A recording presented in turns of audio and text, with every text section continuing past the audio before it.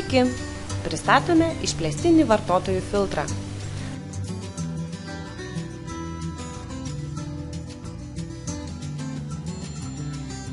Naudodami šį filtrą, jūs galite sukurti ir išsaugoti vartotojų grupę. Taip pat galite patogiai peržiūrėti visų darbuotojų duomenis vienu metu arba kiekvieno darbuotojo duomenis atskirai, neišskleidžiant filtro. Kaip sukurti vartotojų grupę?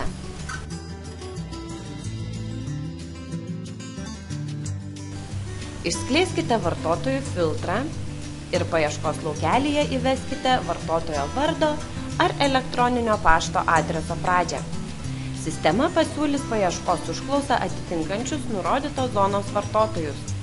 Tokiu būdu sudarykite pilną kuriamos vartotojų grupės sąrašą. Jeigu jūsų sąrašas jau sudarytas, grupės pavadinimo laukelyje įrašykite norimą pavadinimą ir spauskite išsaugoti grupę.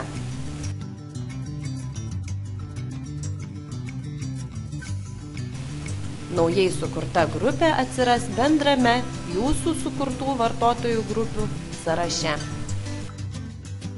Jeigu norite redaguoti vartotojų grupę, pridėti, pašalinti narį ar pakeisti grupės pavadinimą, jums reikia sukurti naują vartotojų grupę, o senąją ištrinti.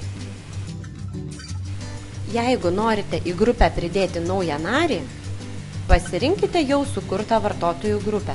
Suraskite reikiamą vartotoją per filtro paieškos laukelį ir spustelėkite. Vartotojas bus pridėtas į bendrą sąrašą. Išsaugokite grupę naujų pavadinimų. Norėdami iš grupės pašalinti narį, pasirinkite jau sukurtą vartotojų grupę.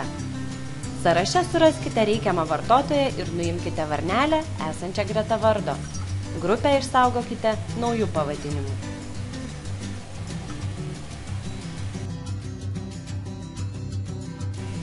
Jeigu norite pervadinti vartotojų grupę, pasirinkite jau sukurtą ir išsaugokite ją naujų pavadinimų. Senąją grupę pašalinkite iš sąrašo, spustelėdami šiukšliadėžės paveiksliuką. Kaip peržiūrėti kelių vartotojų duomenis vienu metu? Išskleiskite vartotojų filtrą. Sudarykite norimų matyti darbuotojų sąrašą, surasdami juos per filtro paieškos lauką arba pasirinkite vartotojų grupę. Vartotojų filtro sąraše darbuotojai rikiuojami pagal pirmąją pavardės raidę pagal abėcėlę. Kai sąrašas sudarytas, spauskite rodyti visus. Jums bus pateikti pasirinkti visų sąraše esančių darbuotojų duomenys.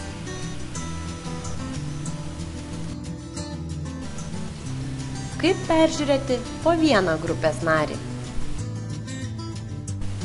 Išskleiskite vartotojų filtrą, pasirinkite vartotojo grupę ir spauskite saugoti.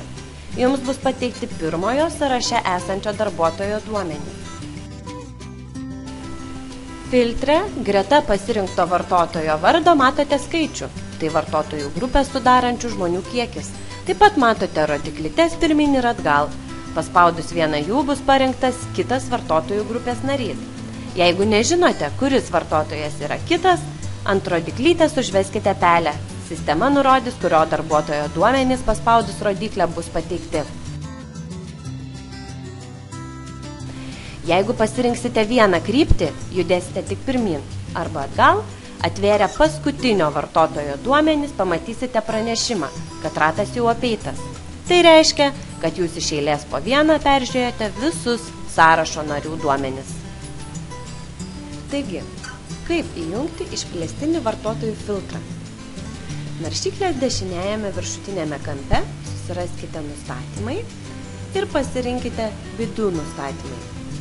Atsidariusiame nustatymų lange suraskite tekstą filtrų valdymas. Spustelėkite. Kaip matote, parinktas paprastasis filtras. Taigi pažymėkite išplėstinis ir spauskite išsaugoti.